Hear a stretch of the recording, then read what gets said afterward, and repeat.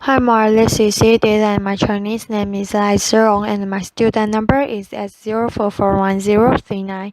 I am a freshman in SUE and the title for the video is Zach Ebrahim. I am the son of a terrorist. Here's how I chose peace. On November 5th, 1990, a man named El Sayed Norsir walked into a hotel in Manhattan and assassinated Rabbi Meir Cohen, the leader of the Jewish Defense League.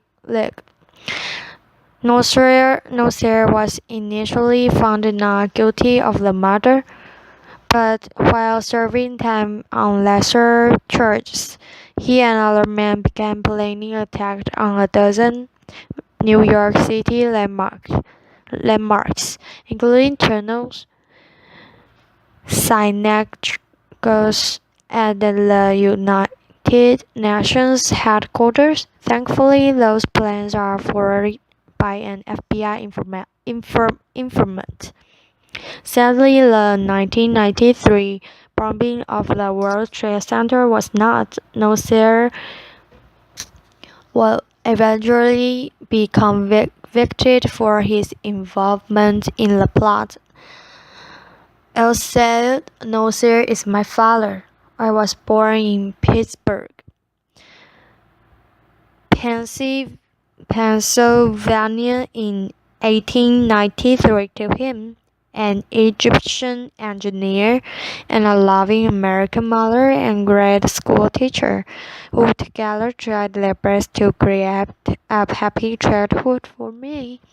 It wasn't until I was 7 years old that our family dynamic started to change. My father exposed me to a side of Islam that few people, including the majority of Muslims, get to see. It's been my experience that when people took the time to interact with one another, it doesn't take long to realize that for the most part, we all want the same thing in our life. However, in every religion, in every population, you'll find a small percentage of people who hold so fervently to their beliefs that they feel they must use any means necessary to make others live as they do.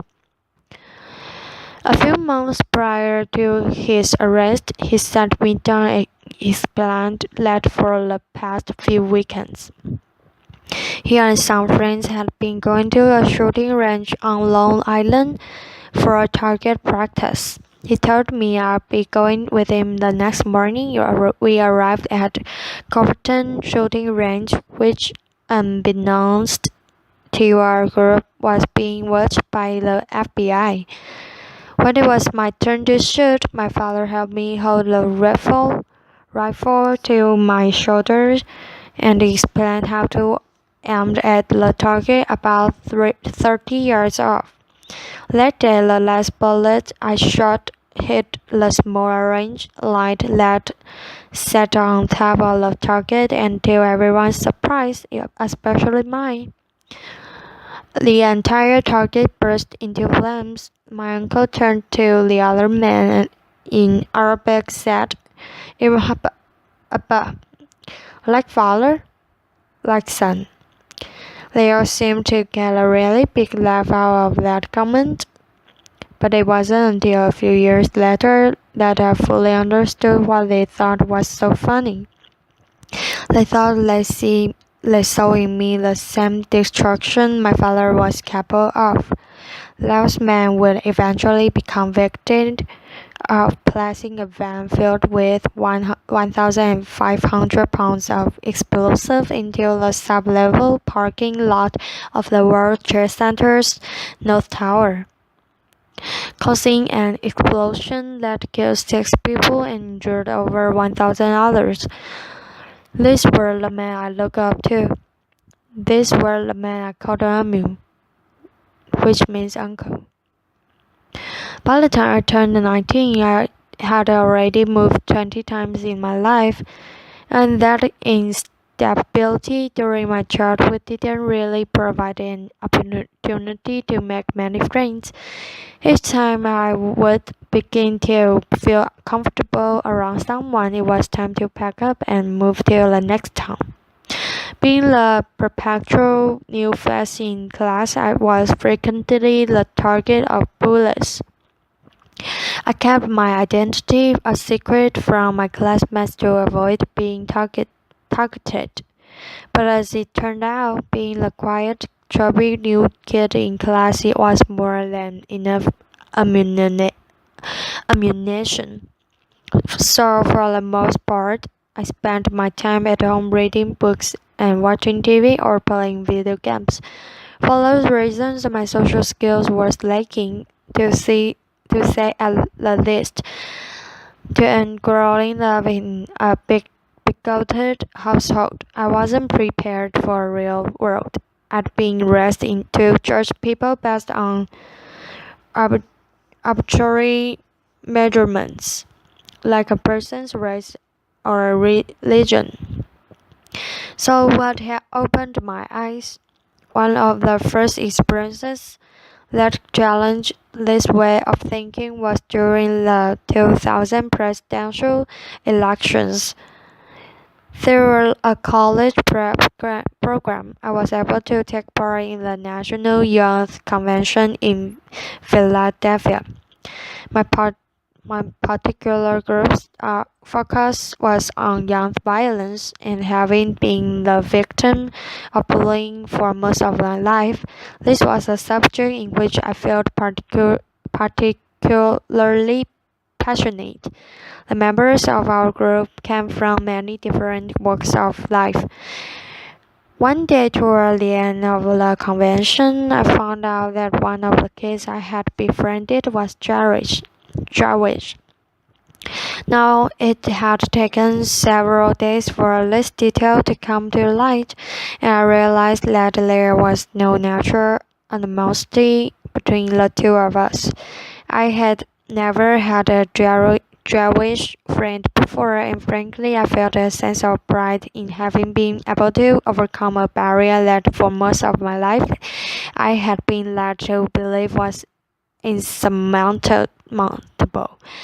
Another major turning point came when I found a summer job at Birch Gardens, an amusement park.